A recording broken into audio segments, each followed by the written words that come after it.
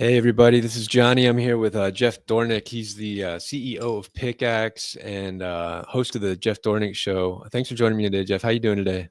Doing pretty good. Thanks for having me on. Been looking forward to chatting with you. Yeah, likewise. We were talking a little bit about your concerns about some of this technology we see, the types of Palantir, this AI stuff, these tools of tyranny that are creeping up. Oh man, what do you think about all this? Anything we can do?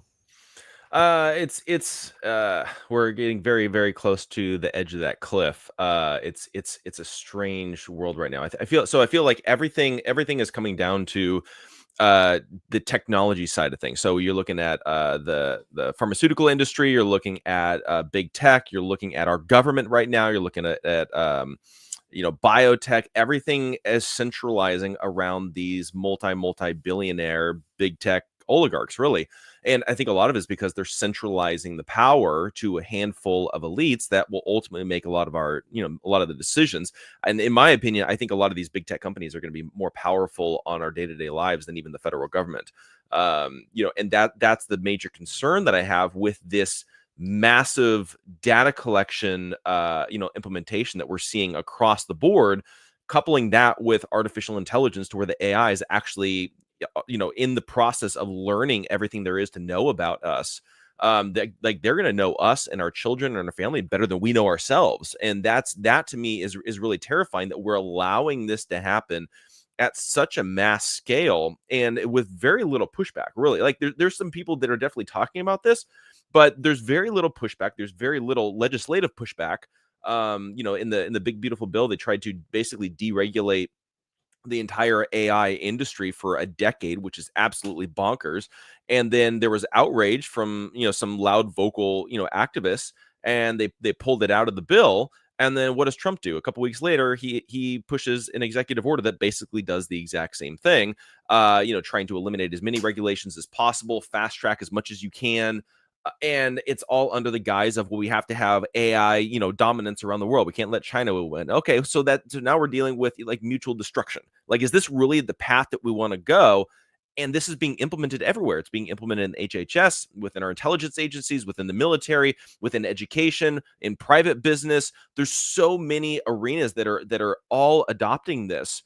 And I'm just sitting here as somebody who's in tech myself and researching this, and I'm like, this is not the path forward if we want humanity to thrive. If you want a handful of billionaire oligarchs to thrive, great. This is the strategy in order to give them all the power. But if you as an individual want to thrive, this is not the path forward.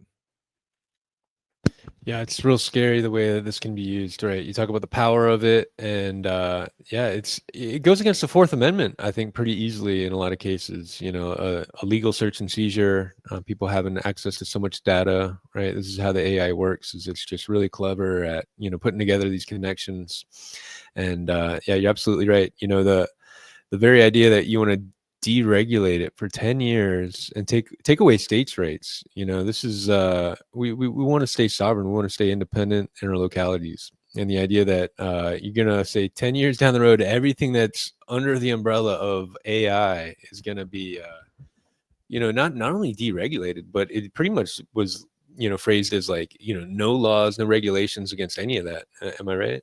Yeah, it was pretty much a free for all, and as Thomas Massey explained, it wasn't just in pertaining to the development of AI, but then also overriding local laws when it comes to zoning laws and certain infrastructure situations where Meta and Google and Oracle and all these different companies could come into your local community and set up shop, build a big warehouse with massive servers and all that kind of stuff, which takes a lot of water, a lot of electricity, a lot of local resources. And there's basically nothing that you can do as a local citizen to stop that from happening. So that's a whole other issue that Massey brought up that nobody was willing to engage with. It's basically, we're fast tracking this, and it's going to take away all of our rights. Let's even just like forget the local resources, which is a major thing that a lot of people don't think about when it comes to artificial intelligence. But then also, it's plagiarizing people constantly. These chatbots, what it's doing is it's taking all the information that's online or on social media, aggregating it all, and then using that in order to create content with without citing its source, without giving proper credit, not giving royalties if it's dealing with music or film or something like that. And you're just sitting here like, okay, so now you're taking away my private or my property, my copyrighted material, in order for you to benefit as a big tech, billionaire oligarch, that for you to benefit as this company or this platform, and you're basically cutting me out of the entire process. That was one of the things too, when you're looking at the way that Google does their artificial intelligence. So they actually use AI in the search results. So if you go onto Google and you type a question, how to make sourdough bread, it used to be that you would have all these food bloggers that would list all their own recipe to, let's say, make sourdough bread as an example. So you go down, you click on which one looks like the best one for you, you click on it, you go to their website, they would get credit for a view, they would get credit for an ad impression, they would be able to generate revenue from that through SEO. Well, what happens now with the Google AI is now the Google AI scrapes all that information and just gives you the answer before you ever have to click on anything. So now it's using all these creators to get the information, but then cutting them out of any revenue source, so that way Google can hold on to all the revenue that's coming in.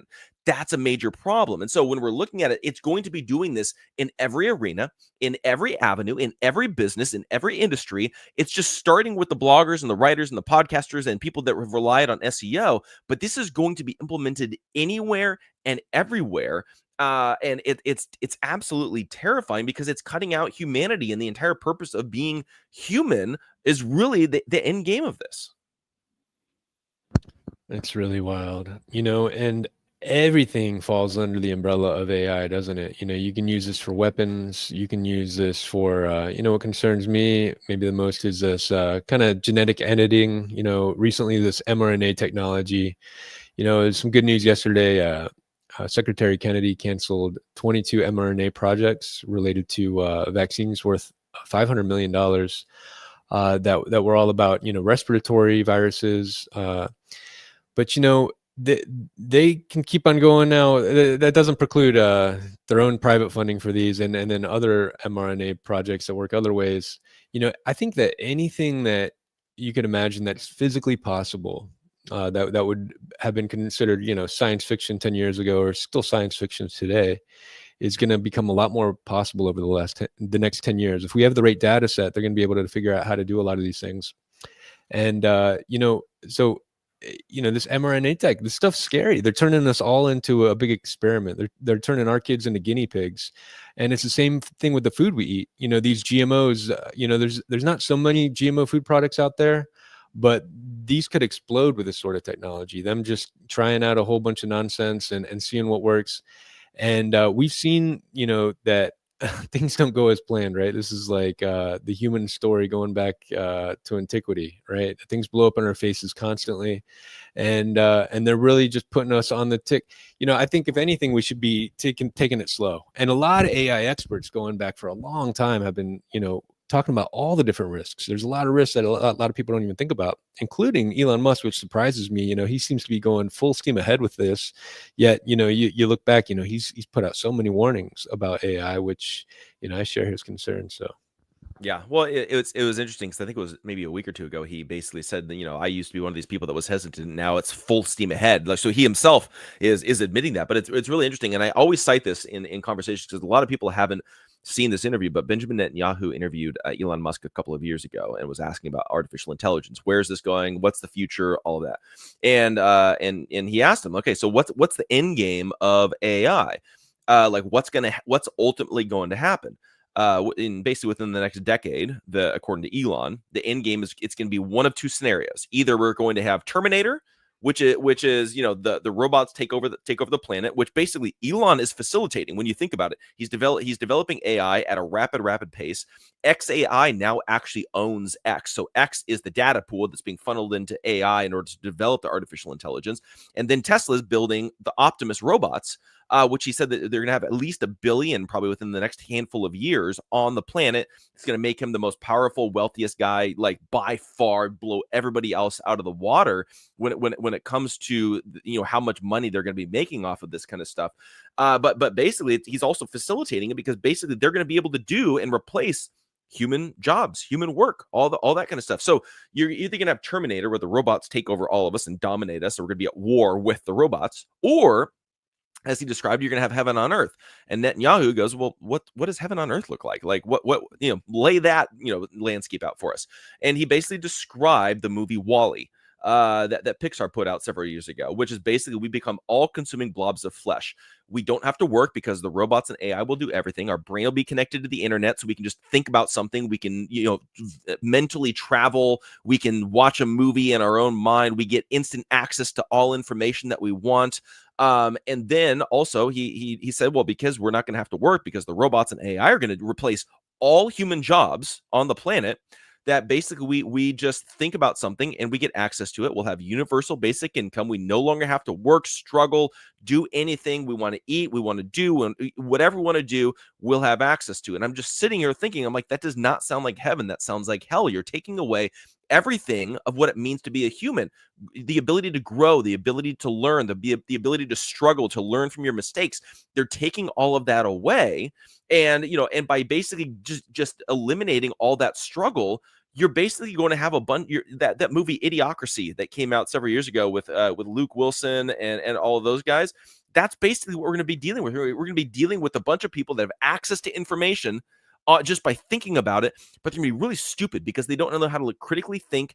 They never learn how to actually process, to make decisions, to learn from their mistakes. You're just going to have a bunch of smart, dumb people is basically the end game of all this, which is kind of good for these big tech oligarchs, because then all we have to do is we just fall in line. We trust them for everything. We rely on them for everything. And then they have all the power. They control all the wealth. And if you fall out of line, guess what? They can cut you off with just a keystroke, or just AI deciding to do so. This is bonkers. And people don't realize how terrifying these two end games actually are. Yeah, you're right. They, you know, to a hammer, everything looks like a nail. So, for me, I like to tell people we got to plant paradise everywhere, to get our food pure again. But this is also, how we keep our independence, how we keep that purpose, how we make life beautiful and make that real, heaven on earth is get back to the garden and our favorite plants and animals that way. And we're seeing this, they're taking our food sovereignty away, and all these different things, our medicine, foisting all of these different technologies on us. Just recently, this last week, the AAP, they're all about vaccines for kids, for pediatrics. They come out. They want to take away our religious exemptions now to refuse vaccines. Most states have this sort of exemption. A few don't. I think New York and California are two of the only ones that don't. And I know you have experience with this in California. What do you think about this? Yeah, it's again out here in California. There's basically no exemptions for vaccines if you want to send your kid to school. So there's no religious exemptions. It's very difficult even to get a medical exemption. And so like I believe out here in California, the way that it's structured is that if you want a medical exemption, your doctor has to show and has to prove that you would have an allergic reaction to one of the ingredients that's in there based upon a prior vaccine. So basically the rule is everybody has to get vaccinated at least at some point, unless you have a stated, proven beyond a shadow of a doubt vaccine injury that they can show was tied to a particular ingredient that's also in this other vaccine. That would be the only way that you can really get a vaccine exemption. So the only way around that really is to homeschool out here in California. Very few even pediatricians will take you if you're not vaccinated. It's very, very crazy. It's bonkers. But I think the thing is that and this was really interesting because Charlie Kirk was talking about this maybe a week or two ago, and he was talking about how we need to keep the religious exemptions and all that. And my thing is that we shouldn't even need exemptions. If we truly have medical freedom, we should be able to decide whether we want a vaccine or not. And if you're terrified that my kid is not vaccinated, well, then clearly you don't trust that the vaccines work in your kid. And so school should never require it. It's been shown many times that many of the vaccines that they require for school don't actually stop transmission. At best, what they can say, very similar to the COVID vaccine, is that it stops the disease from being really, really dangerous or send you to the hospital or things like that. Which, okay, that's fine. but that should mean that I should be able to decide whether I get this injected into my body or into my child's body, especially if you're saying that, look, it doesn't even stop transmission. That's absolutely insane. But with all of these kinds of things, we need informed consent. We need medical freedom. There should be zero, at like a zero, not one, not two. There should be zero vaccines that are required upon anything. Like, that's the thing. A doctor and a parent should be the ones making this decision, not a school principal, not a school board, not a state, not Gavin Newsom, not the governor of New York, not any. Nobody should be making this decision for anybody outside of the doctor and the parent when it comes to vaccines. And that's the thing that's been taken away. The religious exemption, yes, it's an attack on medical freedom, but we shouldn't even be having this conversation. The conversation should be, should parents be able to decide what to inject into their kids or not? That's the conversation that we should be having, not whether or not we should be allowed to get an exemption based upon our religious beliefs. Absolutely, 100%. It's one of the things they're saying is that this goes against that there's no explicit text in any of the holy books that say, like, oh, that mention vaccines. This is what they're talking about. And by the way, this AAP, this is just a front group for big pharma. It's just the height of gaslighting. And to your point, yeah, I mean, I think this would have been enshrined in the Constitution if this would have been an issue back then, because life, liberty, the pursuit of happiness. If we're gonna have life, if we don't have autonomy over our own bodies, if we don't have freedom in that way, how can we in any way say that we're free? And these serial criminals, and that's exactly who they are. This medical cartel. These are international conglomerates who have no loyalty to us as a people, as a nation. These are just, seeking profits, who have just been responsible for scandal after scandal after scandal. In a world with a war machine and with our food as toxic as it is, big pharma comes up as the number one industry that people are distrustful of. And for them to push their drugs on us, who, it goes back to 86. They went to the Supreme Court, or they went to Congress. They said, listen, these drugs are unsafe. They're unavoidably unsafe. That was their quote. And so we need a liability shield, or we're going to go out of business. We're losing too many billions of dollars for all the kids that we're harming. And they got that. And then since then, this vaccine schedule has gone up 5-6 times, depending on how you look at it. Yeah. And it's crazy. So many people don't know that. A lot of boomers you talk to about this are just watching CNN. They're saying, well, listen, I got my vaccines. It's like, listen, you didn't get the kids' vaccines they're getting today. You're not caught up, and you should ask yourself, why not?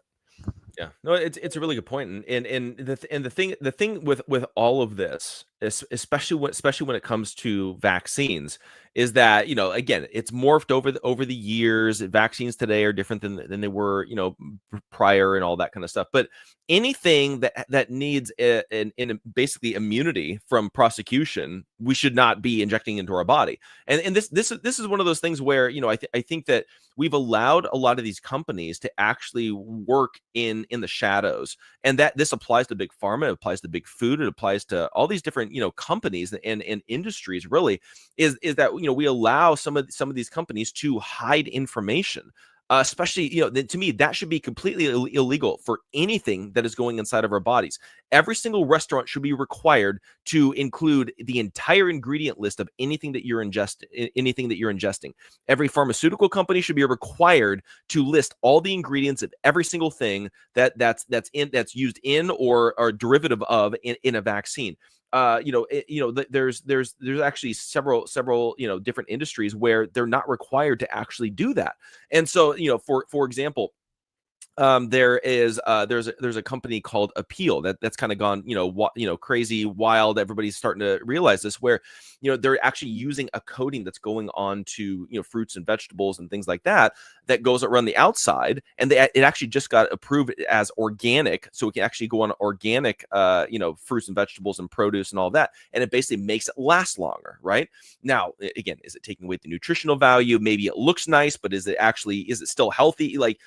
Plus, we know for a fact that there are seed oils. It's made by a biotech company which is not dealing with natural organic kind of stuff. Now you're dealing with technology, nanotechnology, the whole deal. So this is actually going on organic produce now, but they don't necessarily have to release the entire ingredient list and every single thing that's in it, from what I understand, because of proprietary information. They want to keep it secret, so that way they don't release information to their competitors. But what happens is now you're dealing with people that some people are allergic to certain kinds of things. Some people respond badly to certain kinds of things. Some people are intolerant. Some people get sick. Some people, it creates chronic disease. And if you don't know all the ingredients that are listed in there, then how can you actually have informed consent on anything that goes inside of your body? So to me, these are some of the structural things that I'm hoping that Kennedy and HHS will be dealing with over the next year or so, is get down to these structural things, these basic structural issues that we can actually deal with. That because I think right now what we're dealing with is they're looking for the wins, and I think a lot of it is because, and I'm kind of going down a little rabbit trail right now, but what's happening to Kennedy is Trump gave him 2 years to end chronic disease, and according to Kennedy, Trump is calling him constantly and saying, like, look, why isn't chronic disease fixed? Is it fixed yet? Where are we at with this? The whole deal. And chronic disease is a big mountain to tackle, and it's going to take a lot longer than 2 years, in my opinion. But he's got to show wins to the Trump administration if he's going to stay in past the 2 year mark. And so I think what they're doing is they're looking for the wins, not necessarily fixing the structural things that I think we need to get fixed. So what I'm hoping is that they're going to be going for these easy wins. That way they can go back to the Trump administration and say, like, look, we did X, Y, and Z. Didn't necessarily fix the structural issues that we're dealing with in HHS, but it'll buy him more time to do things down the road. But these are some of the things that we really, really have to deal with. We have to bring back informed consent. We have to bring back medical freedom. We should eliminate all requirements of any kind of vaccine or any kind of injection or any kind of medical procedure as a condition for going to school or anything along those lines, if we actually want to have freedom in this country. Absolutely. You talk about informed consent there, and what comes to mind is these big ag liability shields being pushed right now. These are coming from China. China is one of the big lobbyists for this. ChemChina, which is literally owned by China. So this is China. This is a national security threat. They're coming, they're pushing these, and one of the chemicals that's real popular that China makes is paraquat. Now, paraquat is banned in 70 plus countries, including China. Okay. And now they want to take our constitutional rights to take them to court about it. This is the same as the PrEP Act, same as the liability shield for the kids. They want immunity to lawsuits, which is really a suspension of rule of law where it matters most. And the way they're doing it is they're going after informed consent, because they want to freeze warning labels where they're at. And by doing this, they can use a defense that they're using right now in the Supreme Court to say, listen, we put the warning label on there that the EPA told us to. That's all we could do. And then so now what in effect, you talk about informed consent. You want to suspend all the new science that has come out, because these labels are way outdated to begin with. So we're freezing label warnings. Somehow it's the EPA policy not to update labels every year, but update them every 15 years. And they haven't been updated since 93 for glyphosate, for example, which back then they were thoroughly captured as well. So, they should have mentioned cancer way back then. So, this is, you talk about informed consent, you talk about medical freedom, you talk about our kids' fertility, and this is something that so many of us, is big in the news. You talk about gender dysphoria. You talk about the affirming care for minders, for so-called gender affirming care, because how can you be affirming care and changing care? It's crazy. But to me, the core issue of all this is the hormone disruption, the endocrine disruption in these chemicals that we're drowning in. And we need to be getting the other way on this. You talk about this systemic roots of all of this. We need accountability. We need transparency. We need real safety testing. We need to follow what other countries are doing a little bit when they're way healthier than us. We got 85 chemicals that we're using in our food that are banned in other countries. We need to look at that. And so I think we're headed in the right direction a little bit on some issues. You talk about what comes to mind is grass. So, they were using a loophole to push through all of these different food additives, generally recognized as safe. This is something that used to be just there for like rice, flour, salt. This is safe. But then they started using it for all of these novel petrochemical derivatives that they're not safe, and they got no science saying they're safe. And if they do have any science, any studies at all, it's studies that they did, which they're not trustworthy whatsoever. So yeah, Yeah. it's wild.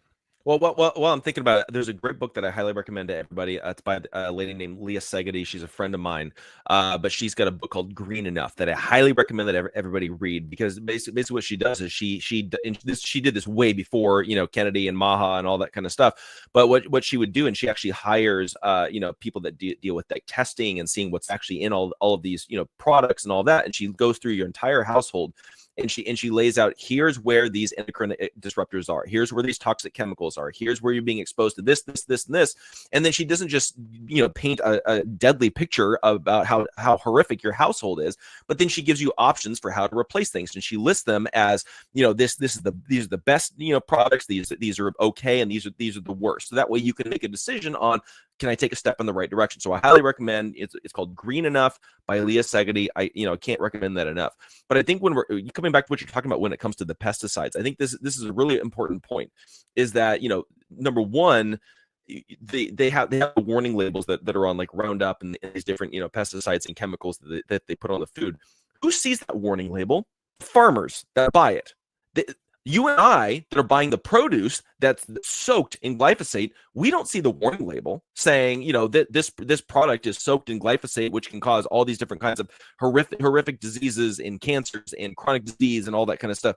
No, it's the farmer. So the only person that you could make the argument that these pesticide companies should be protective, if you're going to protect anybody with liability shield, it should be protection by being sued by the farmer, because they would be the only one that is actually taking an informed consent and a decision on actually exposing themselves and exposing their employees to this toxic chemical. But you and I that are being exposed to glyphosate on a day-to-day basis, if we eat non-organic, or even if we're eating organic but it's near a conventional farm where they spray it and then it could be coming over, there should be zero liability protection for the public, because we're not being exposed to these warnings. And so when we're looking at it from that perspective, this is where I think we can deal with the structural things. No, nobody gets liability shield if we don't have informed consent. Now, if we have informed consent and it's the warnings are truthful, and we're not being exposed to any of this kind of stuff outside of us consenting to it, sure, you could have a liability shield of some kind, and I think that would be fair, because it's almost like you're signing a waiver saying, like, look, I understand the risk associated with it, with injecting myself with this, or ingesting this, or eating this, or being exposed to this, and so you're accepting the risk of ingesting this product. That's a part of medical freedom, is I get to make that decision. But when you're making that decision for me, and I have zero informed consent, because you're not telling me which products that I'm ingesting has been exposed to this. And this is another justification of why I think RFK Jr. needs to pull all mRNA vaccines immediately, all the COVID shots immediately, is because they have this thing called shedding. And any vaccine or any pharmaceutical drug that can shed onto somebody else, and this has been proven, this is a matter of fact. I highly recommend that people check out Dr. Pierre Corey for documentation on this. He did a deep dive into this, has written a lot of papers on this and all that, where if there is a product that sheds, so one person gets vaccinated and then they come into contact with somebody else, and then they spread the vaccine to that person no longer had informed consent to be exposed to that. So while I did not get vaccinated for the COVID jab, I know for a fact I've been exposed to this, because I've been around people that have been vaccinated, and I've come into physical contact, whether it's a hug or a handshake or whatever it might be. And I talked to Dr. Tenpenny about this. She's like, a lot of it is skin to skin contact. And a lot of it is also, let's say I have family members where one spouse would get vaccinated, the other spouse didn't, and the other spouse actually had vaccine injuries from the spouse who did get vaccinated. That spouse, their informed consent was taken away from them because of this thing called shedding. So anything that sheds should be shut down immediately until they can prove that this does not shed. Anything that exposes something to a toxic chemical where they don't have informed consent, whether it's being sprayed in the air, whether it's in the chemtrails that are above us, whether whatever it is, it doesn't matter. That is what should be banned, or at the very least, they should be sued into oblivion until they ensure that everybody has informed consent for something that they are ingesting, that they're breathing in, that they're being exposed to on a day-to-day basis. So to me, that should be the starting point, not picking and choosing which chemicals are allowed, because you ban Roundup, they're just going to add an A to it, and all of a sudden it's a completely different chemical. And that's how these companies work. Stop just focusing on this specific chemical, and instead focus on informed consent. Focus on making sure that people actually know what they're being exposed to, and that people that are not consenting to that going into their bodies are not being exposed to it. These are the kind of like basic things that we should be focusing on. Here. Yeah. Speaking of informed consent, yeah, it goes back to your appeal you're mentioning. Yeah, Bill Gates owns that, and they don't want to show that because it's proprietary. It's like, well, so what? We got food that's manufactured and the ingredients are on there, right? People can't reproduce it easily because there's a processing to it. But in the appeal, there's been crazy things found, like lead and arsenic and all sorts of toxins. It's like, what is going on? And nothing about that is organic. The idea of organic is like, okay, natural without chemicals. And it's like, okay, well, now we have a chemical concoction we're just going to cover on it that might seep into it. How does that sound? No. How about no? Yeah. So yeah, these structural things, to your point, it's real important. I really like what you're saying about the shedding and informed consent. That's why I think, again, you go back to the idea of having Nuremberg trials again. One of the Nuremberg codes was, all about informed consent. And I think that it'd be really healthy to revisit that, and in some capacity, for what's happened from COVID, whether we get some real justice, a slap on the wrist, or just really just hearings about exactly what went down and how heinous it was. I think it's really important to go forward to prevent this sort of thing from happening again. They made a ton of money, trillions of dollars in a transfer of wealth. It was the greatest heist in human history, depending on how you look at it, and it's still happening. The shedding, and there are issues with fertility that come from the mRNA vaccine as well. It seems like, with the ACE2 receptor that it's really drawn to, that's in the testes and the ovaries, we're seeing real issues with, making women infertile. We're seeing a lot of studies that are showing that, women are much less likely to get pregnant once they've gotten these shots. And it's the same thing with glyphosate. These chemicals in our food, these are really causing a lot of fertility. We're losing 1% of fertility every year in the States. That is fast. We are a dying country at this rate, and we got to do something quick about it. Yeah, well, and again, and I think it's very easy to pin it all on the vaccines, and the COVID jabs. Obviously, they're deadly. They don't benefit us. They only cause disease, disability, and death. They should be banned outright.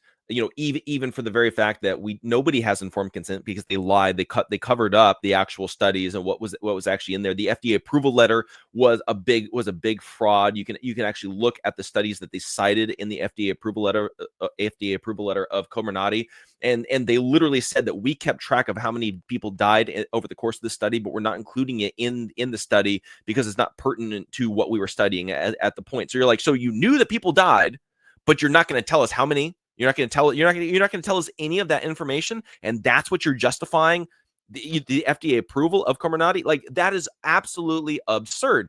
But it's also when you're dealing with all this, we're as RFK Jr. said many times on the campaign trail, we live in a toxic soup. And that's the reality. And even people like my wife and I and our family, like, we've eliminated the vast majority of the chemicals from our life, and the toxic chemicals. Like, we don't cook on nonstick pans because of the coating that they put on there. We don't have plastic. We don't even own a microwave in our home. We no fragrance in our house. we eat only organic. We grow some of our own vegetables. We take all the precautions, but even then we're still exposed to the chemtrails that they're dropping down with silver iodide. That's bad, and that's proven. You can look at this up on the NIH. The silver iodide is actually bad for any and all biological life. And there's actually, because California is one of the top chemtrail producers in the country. There's actually a lot of conversations, and I've seen actually a lot of studies that are showing that a lot of the massive wildfires that we're having out here constantly is because of what they're spraying with the silver iodide. It's actually killing a lot of the plant life, and then it's dying and becoming very dry, and then in the heat of the summer, then it just takes off because we're not clearing it out. And this is actually going back to this basic root problem of we're spraying toxic chemicals that are harmful to biological life. And as I always say, is that when you mess with God's intended order enough, things go haywire. There's a certain reason why God created different things to happen in different ecosystems to occur, so that way there was always a check and a balance when it came to things. You had a predator, you would have this bug, deals with this plant, which then this plant feeds this animal, and this animal is eaten by this bear, and everything just kind of works within the ecosystem. But then when you inject something new, whether it's a chemical, an animal outside of the ecosystem, a plant outside of the ecosystem, you start messing with God's intended order enough, then all of a sudden things start going haywire. And I think that's what we're seeing with the toxic chemicals when we're messing around with genetically modified foods, when now we're getting into synthetic foods where they're literally 3D printing alternatives to meat, and making synthetic dairy and synthetic vegetables and produce and all of that. You're just like, okay, now you want me to ingest this? What is this actually going to do to my body? Because you're messing with God's intended order for my digestive system, with how my body actually functions, with how it works. And you're acting like you understand it all, but clearly you don't, because everything's going haywire. I would say I don't believe in man-made climate change in the way that it's portrayed to all of us, but I do when it comes to geoengineering. I do when it comes to injecting silver iodide into the clouds, and then wondering why things go haywire. When you start dealing with HARP, and you start dealing with these different things where you're messing with the climate. Yeah, there is man-made climate change, but it's not because of CO2 levels. It's because you're screwing with God's intended order one too many times, and now everything is just going bonkers. It's crazy that they blame CO2, isn't it? I mean, it's the breath. It's just a fraction of 1% of the atmosphere, and Those dang cow farts, right? it's so crazy. I tell you. You talk about coming down from the rain. It reminds me of glyphosate. We've seen this coming down from a rain, and glyphosate, a lot of people don't know it's an antibiotic. That's why it kills the soil so well.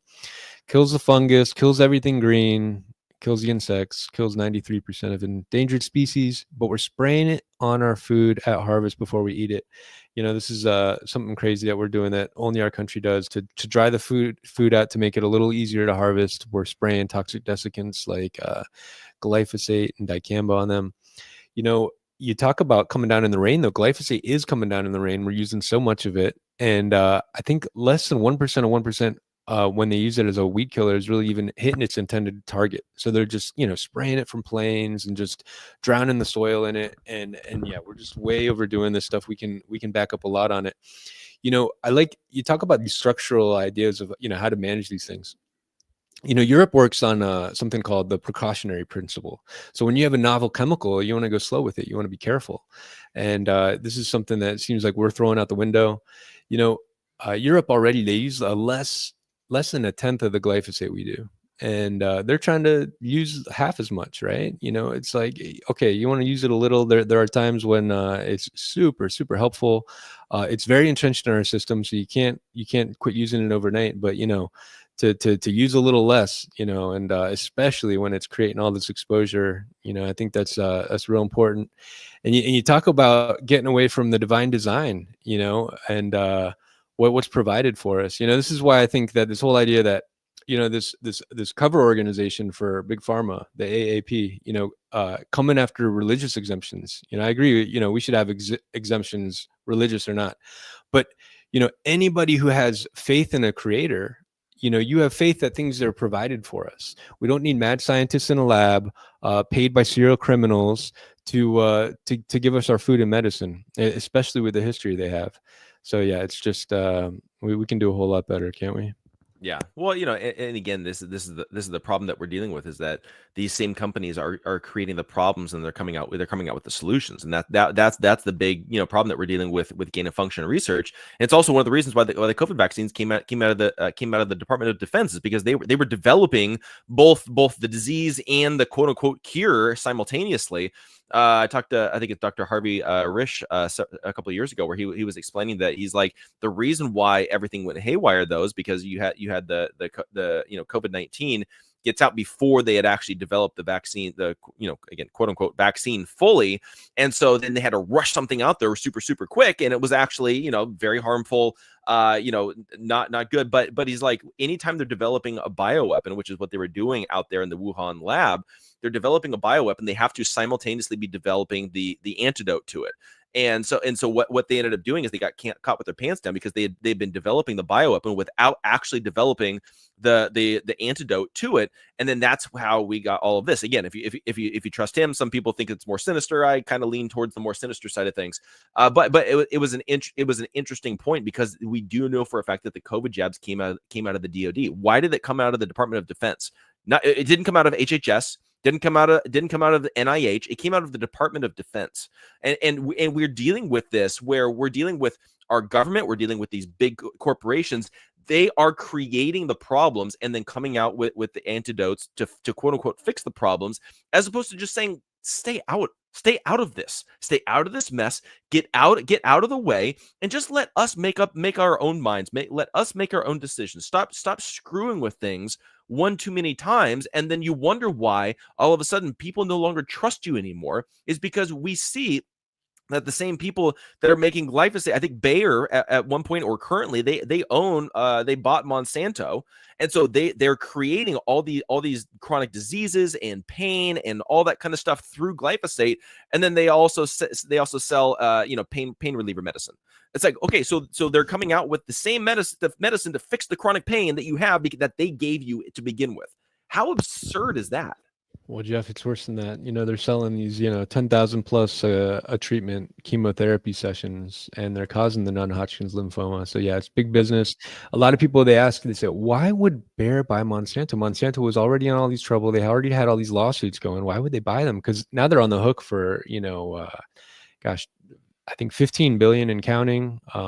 As much as they paid for Monsanto to begin with, that's how much Bayer's worth right now. They've lost so much, shareholder value.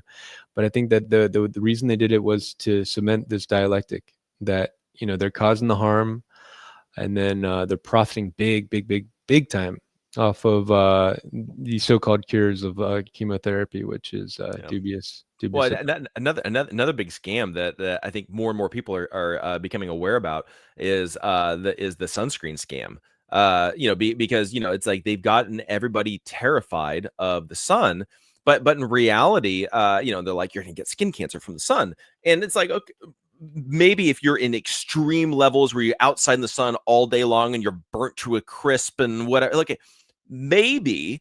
But or what we could look at is we could see, at the same time that we introduce sunscreen into the market, and to today, we see an increased exponential amount of skin cancers going crazy around this entire planet, really. And so then it becomes this self-fulfilling prophecy. Well, you didn't use enough sunscreen, so that's why you got skin cancer. And they get everybody terrified of this kind of a thing, when in reality, it's really crazy. I stopped using sunscreen several years ago, and like now I can be out the sun, and I'm a white Norwegian boy. Okay, like literally, I grew up like burning more than anything. I would wear slather sunscreen. I would wear like black t-shirts. I would get sunburned through my t-shirts, and it is absolutely crazy.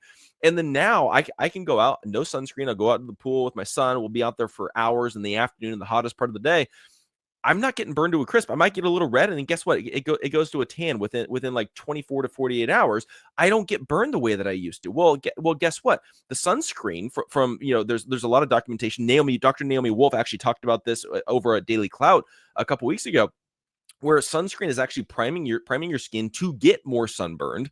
Again, this self-fulfilling prophecy. And then there's also a lot of research that shows that if you're ingesting a lot of seed oils, you're more likely to burn. And I grew up eating junk food and fast food and like all that kind of stuff, so of course I was burning to a crisp.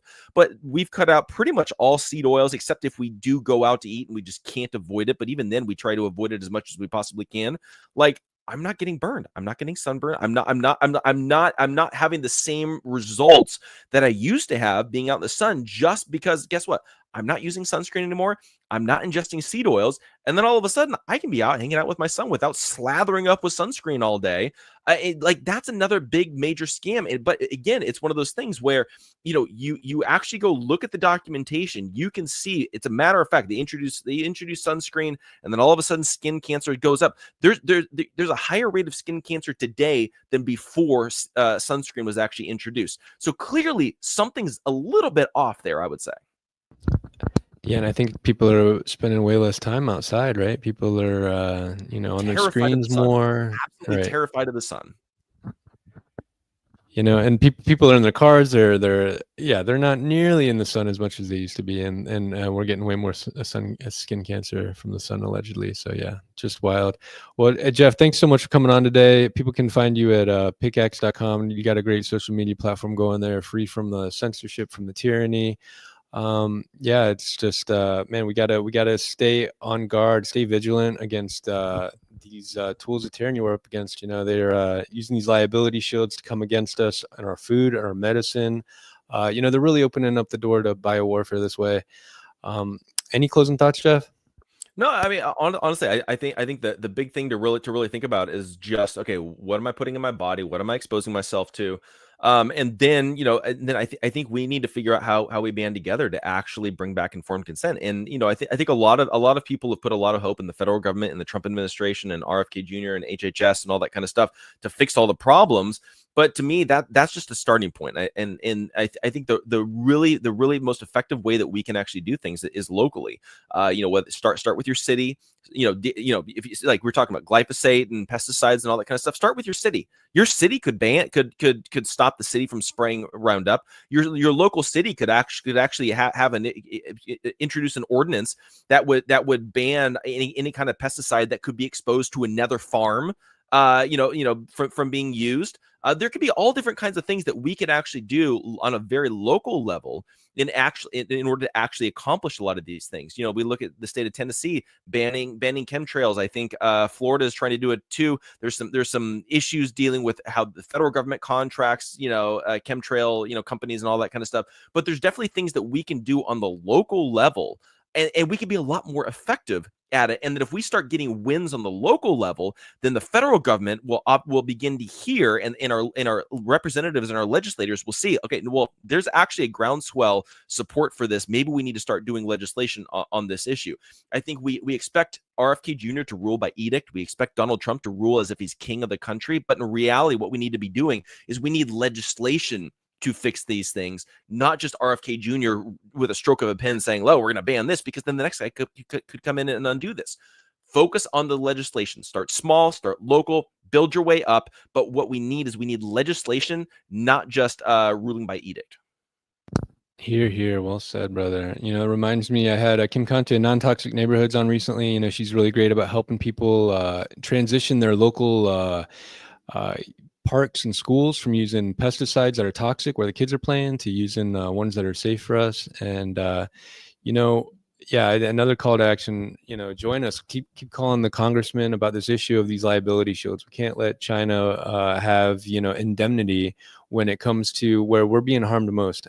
After the mRNA technology, I think that pesticides are harming us more than everything else combined, and no other country is using as much poison as we are.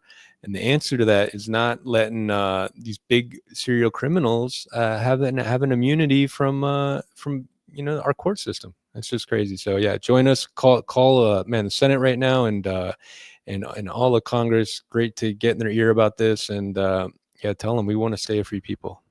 Yeah, no, absolutely. And I'll say this: go over to Naomi Wolf and Daily Clout have a great technology called BillCam. And I highly encourage people to go check it out. So what they do is they actually use AI in order to look at all the legislation that's introduced both on the state and the federal level, and then they allow you to vote up or down whether you like it or not, and then actually they give you a direct access and direct link to be able to email your representative about that bill, so that way you could voice your opinion on it. So it's a great tool, so that way you can look and you can see, okay, is there any legislation on pesticides? You can look it up by topic, you can look it up by a whole host of different ways, but then it gives you the direct call to action on, okay, now I can actually do something. Now I can make a phone call. Now I can send an email. They give you all the information that you need right there. But the other cool thing is they use AI to look at the entire bill and give you a quick, brief summary to let you know this is what the bill would actually do. And it helps you to understand what's actually been going on, helps to allow you to have a voice. So I highly recommend you guys check that out. You guys can look it up. I think on Daily Cloud, it's called Bill Cam. It's a phenomenal tool that I think could be very, very effective if more people adopted it. That's super cool. Dude, thank you for sharing that. Yeah, check that out. And check out Jeff on pickaxe.com. And yeah, thanks again, Jeff. Let's talk soon. Sounds good.